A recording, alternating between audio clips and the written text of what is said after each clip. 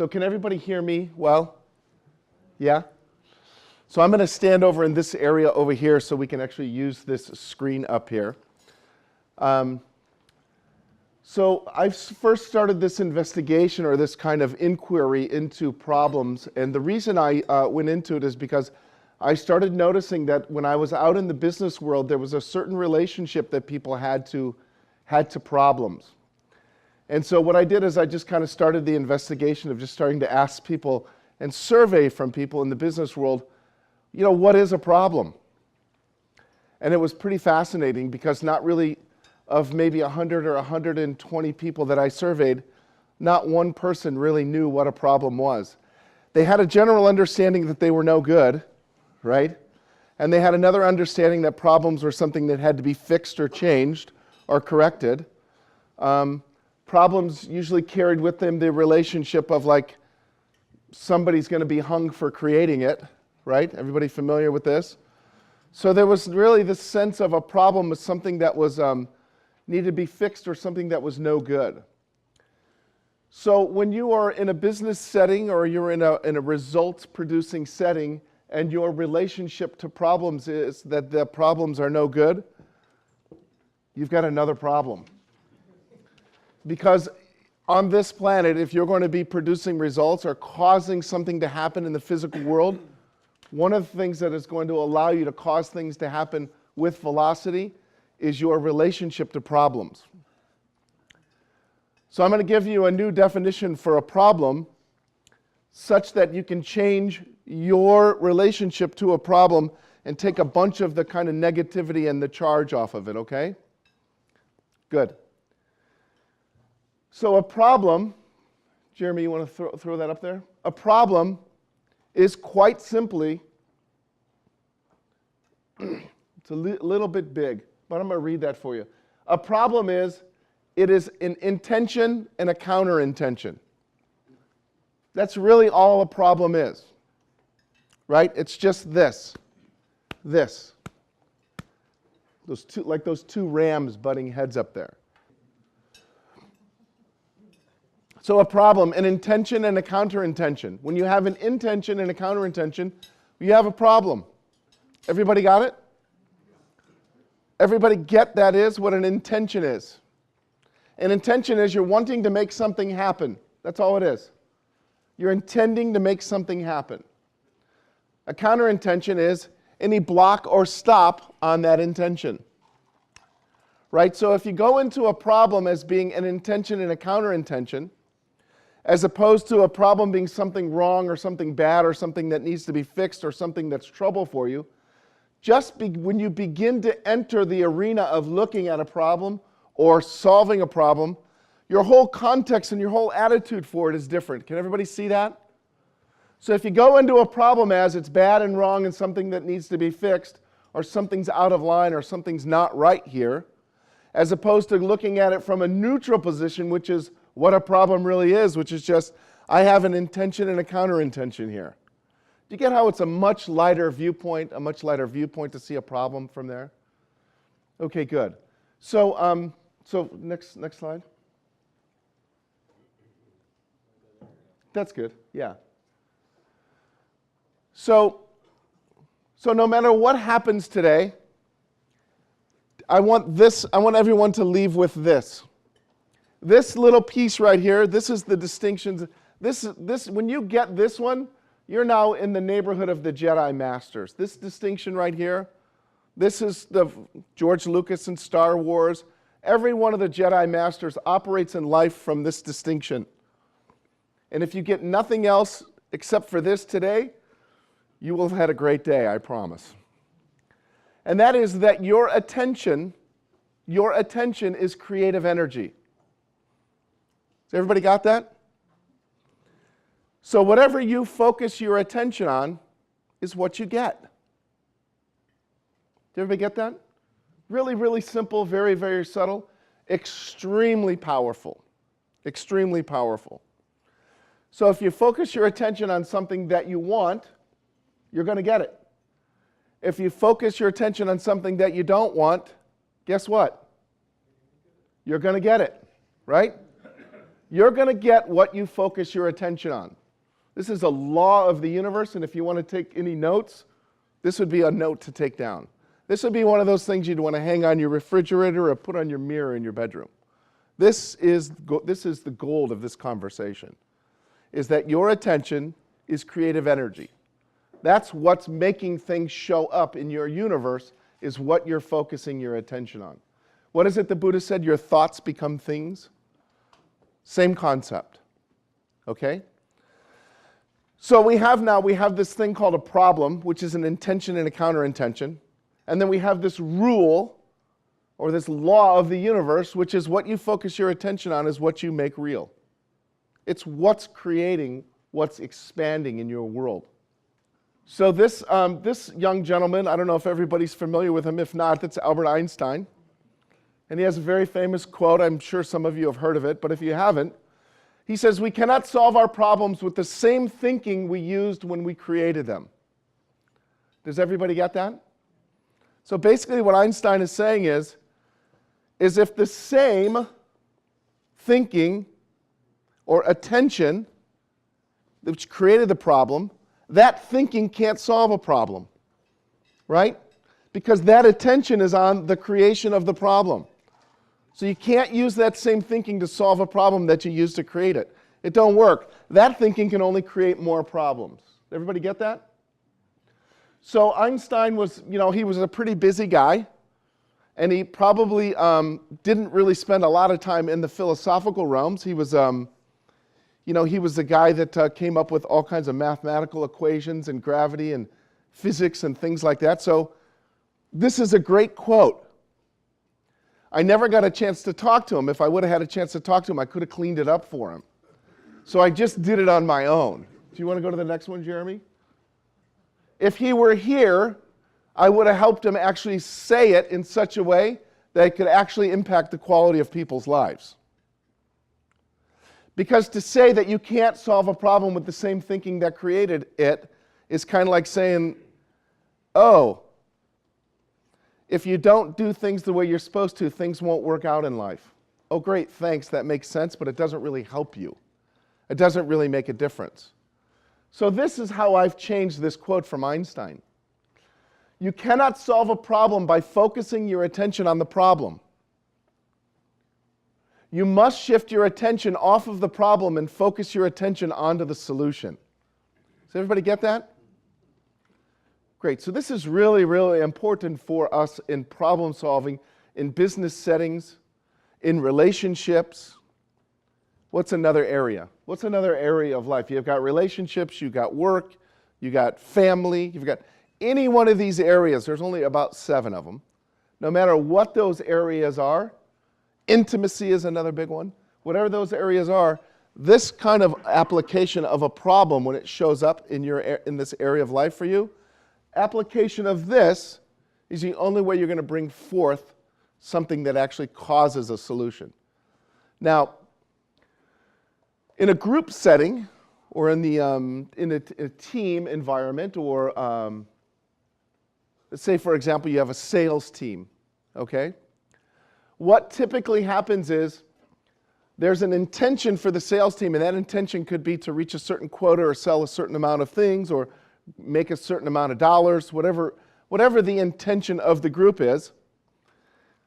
As you set that intention and the group collectively sets an intention, there's normally not a lot of agreement within the group to how they're going to actually go about causing that intention to show up. There's a plan. There's some sort of a plan that they make up, and that plan is, well, we're here and we need to get there. And then they say, okay, well, then we have to come up with a strategy on how we're going to get there. So the strategy comes out, and then what happens is they start moving forward, and what do they run into once they start moving forward, when they have the intention to go get something? What do they run into? Problems, right?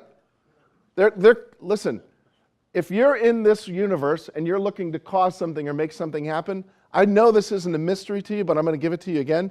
You're going to have problems, right?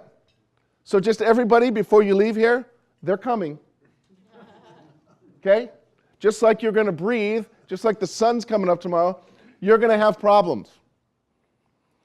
What I want to do is actually shift your relationship to them so you can actually use them to empower you to cause greater results for yourself with more ease and less difficulty. Because handling problems in the wrong context can really wear you out. And even when you get what you're intending to get, if you've got yourself mired down in problems, you get it, but then you don't feel good. Anybody had that? You produce really wonderful, great results, and you feel exhausted and worn out, and they're not appreciated. You don't appreciate them, right? Or my big one was I'd go out to produce some results, and I would just run over a bunch of people on my way to get there. So I'd get to the end, and I would get everything that I wanted, and I'd turn around, there'd be a whole history of dead bodies back behind me, right? It might be foreign to some of you guys, but that's how I did it. In my relationship, the problems were those were something that needed to be wiped out. Problems were I just handled them. And I'd handle them by just wiping things out, right? Force, force, force. So in a group, now I'm talking about just on the individual level. In a group, if you have a problem in a culture of a group, and a problem is something that's no good or something that's bad or something that needs to be fixed, typically here's how it goes down. Somebody is responsible for the statistic of the group or what the group is intending to create. The manager, the boss, the CEO, the guy whose butt's on the line, right? That guy or that girl. That person there is responsible for that intention being created or caused. And so when a problem comes up, typically where the group goes is they go into a search and destroy mission on who created the problem. Right? You have to find out whose fault is this? Who did this? That's the first place they go. So when the attitude of it is like somebody's created this problem, and the first place that people go is, who did it? Well, what do you think's going on with the group? The group is everyone's trying to do what? What's everybody in the group trying to do? It wasn't my job. I wasn't there. I wasn't supposed to be handling that. That was George's responsibility. I was on vacation. I didn't study that in school. You know this list, right? This dodging or avoiding being responsible for having caused a problem. So if any of y'all are managers or responsible for leading groups of people, I'm going to tell you something right now really powerful and quick for you to put into actually just catapult your results. Change the culture or change the environment of problems in your workplace. Because if you are responsible for producing a certain outcome or an intention, and your environment and the culture that you've created is that problems are bad, when there's a problem, the people that you need to help you create solutions are not helping you create solutions. They're ducking and shucking and hiding so they don't get blamed for causing the problem. Has everybody got that? Good. And what that causes in a group or in a team is it causes the team or the group to be out of alignment. So the work of 2 people in alignment is much more powerful than 100 of them out of alignment. 2 people in alignment, 2 people in alignment with a powerful relationship to problems can just keep causing stuff and causing stuff and causing stuff and causing stuff. Why? Because they know in order to expand and cause miraculous results on this earth, you're going to have a strong relationship to problems. And if you don't, it's going to be slow and it's going to be arduous, and usually when you get what you want, it's not really fulfilling. So does everybody recognize this? Yeah. Houston, we've had a problem. Maybe the most famous way you've ever heard of a problem, right? So do you notice what these guys are doing right now?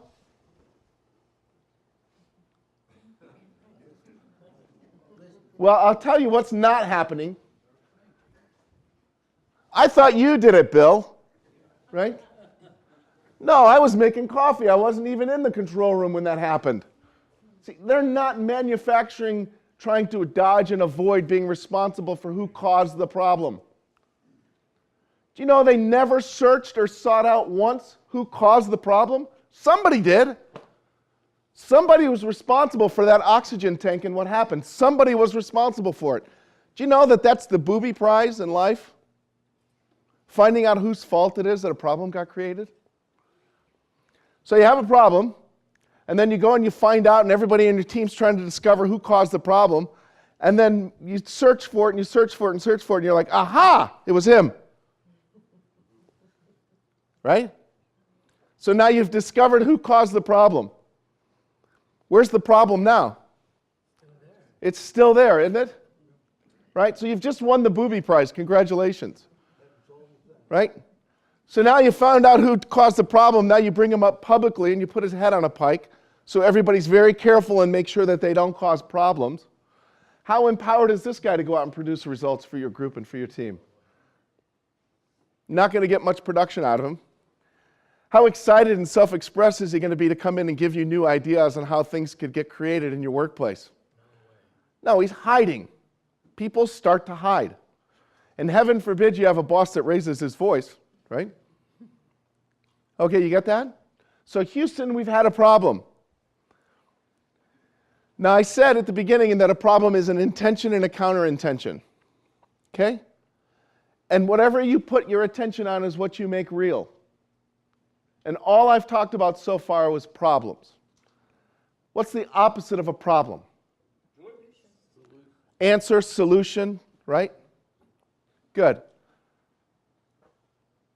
If your attention is creative energy and what you focus your attention on is what you make real, and you recognize you have a problem, where should your attention go? And this is just practice, by the way.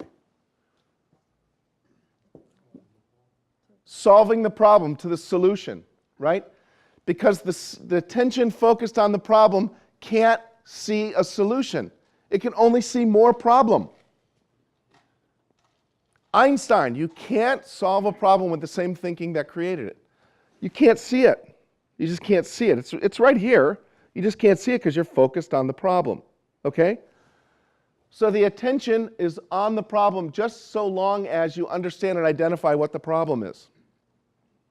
You're only putting attention on the problem just to understand what the counter-intention is to your intention. Once you have the problem identified, you don't want any more attention on it. You're not even interested in that conversation anymore. You're interested in putting your attention on the solution. Why? Why? Huh? To move forward, to create what you're looking to create, to get what you set out or intended to get, like to move your team forward, right? To create some results. So when they came down here, Houston, we've had a problem. When they found out that they had this leak and they had to move into this other little landing, they moved from the main shuttle, they moved into this other the moon lander that they were supposed to go land on the moon with. Because they didn't have any oxygen and it was getting cold. And they had to go live in that other little thing for about 3 or 4 days. And then just before they're getting ready to come into the atmosphere, they had to move into the next little one. And they had to MacGyver and put this little thing together. So they had 2 days, less than 2 days to figure out, these guys had less than 2 days to figure out how do we get oxygen from that other little moon landing piece into the little shuttle that they're going to come back into the atmosphere with. So you think they were thinking about whose fault it was that oxygen tank broke, or were they in solutions? Yeah. So you can understand it in this context because there were 3 or 4 lives on the line. Right? I would imagine if that you were in this group and you actually came into this group and you weren't talking about how we're going to get oxygen in to save these astronauts, to get them back into the atmosphere, and you said, like, who broke that oxygen tank anyway? You might have got thrown out of there. You might have got thrown out of there. Do you know why? Because you don't have time to sit there and find out whose fault it is if you're up to actually making something happen. Right? Now, in the aftermath of these events like this is where greatness comes rising up. Greatness comes rising up from these situations where there's a problem and everybody's mired down in who caused the problem or how the problem's going to stop everything, and oh God, we're never going to make it. Who's the little guy from Gulliver's Travels? Glum? Oh God, we're all going to die. That one, right? It's not going to work out. Well, this is where greatness rises up. Greatness rises up from an individual being able to look at the problem and not focused on the problem, but standing in and putting their attention on what's the solution. Yeah, so here's basically how it works. So if you have a thought, that thought carries with it a corresponding feeling. So your thoughts are empowered by how you feel, and it attracts into what you experience as real. It's that simple. I've kind of got that set up as a little bit of a rhyme so you can hear it and remember it. What you think is empowered by how you feel, and it attracts to you what you experience as real. This is not rocket science. It's not difficult. It's not hard. And it's not a theory, and you don't have to believe anything. All you have to do is look and just pay attention. It's how it's working. This is the law of creation. Anybody ever notice or watch it so perfectly? Watch a pro football game and watch a team be losing by like 3 or 4 touchdowns, and then watch the other team that's winning make a little mistake, and then the other team starts to think they might be able to win, and then they start to get a little more excited, and then they start to, and a little more things, a little more, and then the other team can't get the ball on the field, and the other team could drop it on their foot, and it's going to bounce to one of their own players. Everything starts to go their own way, and everything starts to go against the other team. You're just looking at that in a collective context. On the individual basis, if you are looking to actually create something for yourself, you're going to create it in one of 2 ways, unconsciously or consciously. Either way, it's going to be a function of what you're thinking being accelerated or emotively caused, energetically caused by how you feel, and it's going to attract to you what you experience in your life as real. And there's no judgment on it. There's no punishment, there's no wrong, there's no right, there's no good, there's no bad. It's just a law. So if you have gravity, gravity says, you take something, take whatever force or of motion from a body and from rest and remove anything from it, it's going to fall at a certain rate. What is it, 9.8 meters per second squared or something like that, okay? That's a law of gravity. It's a law. It's kind of interesting. We don't go like, well, gravity's really bad. There's no judgment on gravity. There's no judgment on the law. Just like there's no judgment on what it is that you're creating in your life. You bring that to the party. Right? There's no, what is it that Shakespeare said? There's nothing good nor bad, but thinking makes it so. Right? So there isn't any good or bad in this game. There isn't any judgment. The Sufi poet Rumi said, out there beyond the thinking of right doing and wrongdoing is a field of infinite possibility. Come meet me and we'll create things together. Right? So in this context of creation, what you're thinking is empowered or energized by what you're emoting, emotion, energy in motion. Right? And that's this is the whole law of attraction. This is the whole movie concept of The Secret. Everybody heard of The Secret? Has anybody heard of The Secret? All right, good. Also. Okay, good. So one of the other things I talk about and teach is communication. And so one of the things that's very powerful about communication is there's these 2 little missing ingredients that most people don't really understand or are aware unless you're a child. Because you kind of naturally have this coming out of the box. But there's 2 things that make a communication cycle powerful. Number 1 is every communication starts somewhere and ends somewhere, yeah? Great. So there's a flow because we're exchanging information, but we're actually exchanging energy.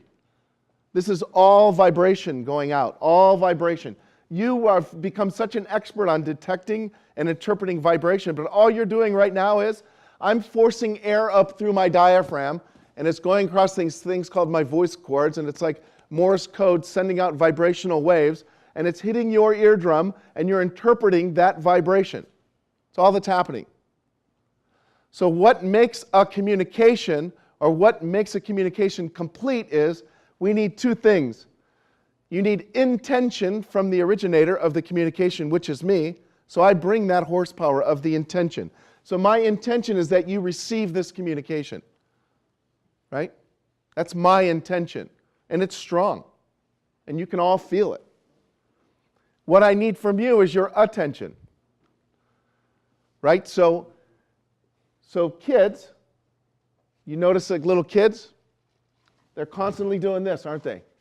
Right? They're constantly doing it. Even if they've asked you the same question 8 times. Yeah, they're doing that too. They're doing that too.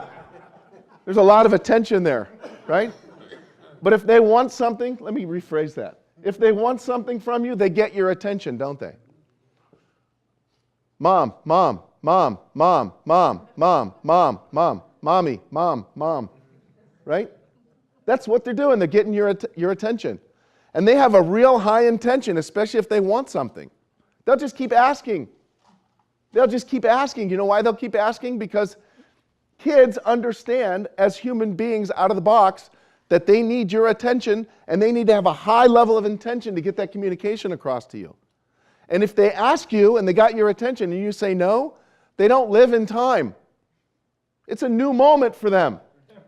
That's why you always walk around going like, I just said no, how can you ask again? They're like, that was eons ago, I'm right now. Right? So basically what they're saying is, oh no, okay, how about now? No, oh no, okay, good, how about now? No, okay, good, how about now? Do I have your attention? Good. Here's my intention for you, right? There's not too many things more powerful than a 10 or 11-year-old kid that wants a new baseball mitt. It's powerful. I mean, I remember when I started watching baseball when I was growing up, and I saw this mitt that I wanted, my parents had no chance. Like, it was going down. I didn't know exactly how, I didn't have the details flat, but they were going to get asked, they were going to get cajoled, they were going to get duped, I was going to keep bringing that communication with a high level of intention and make sure I had their attention over and over and over. It took 2 days, it was easy.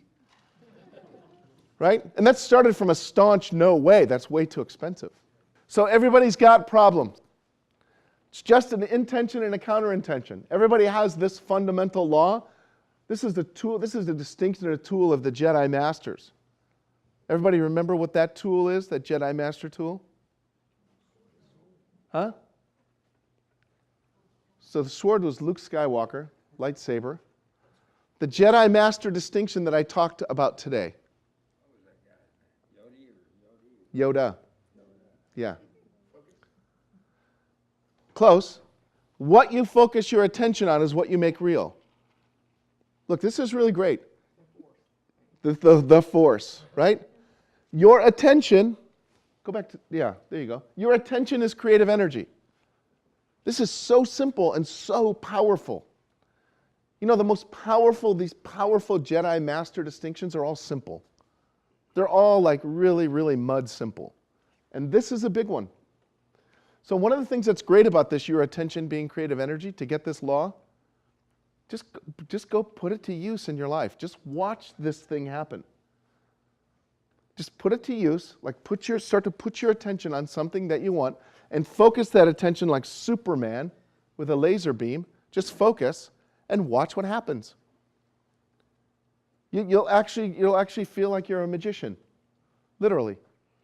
And the more you sustain and hold that focus, the faster it comes into existence. Literally, I'm not there yet, but you could think and feel about a chair, and a chair would fall out of your mouth. Right? Something I aspire to do. So good. Any other questions about problems? Problems. Anybody, can you feel a little different relationship to problems? Kind of like, you know, like they're coming. Problems are coming in your relationships and your work, and they're coming. But your context for it and your relationship to it is going to dictate how you experience it and how fast you actually cause something or create something in the face of a problem. Yeah? Thank you. Thank you. It's always a privilege for me to get to share this information with people. There I am, AllanHendrickson.com. I have a course coming up on the 25th, a course called Decoding the Law of Attraction. It's a 5-week teleseminar course, 2-hour calls once a week. And if you have any questions or anything about anything going on in that course, I highly recommend you register for that course. It's a powerful course. I lead it personally, and you get some personal coaching inside of that course as well. So thank you.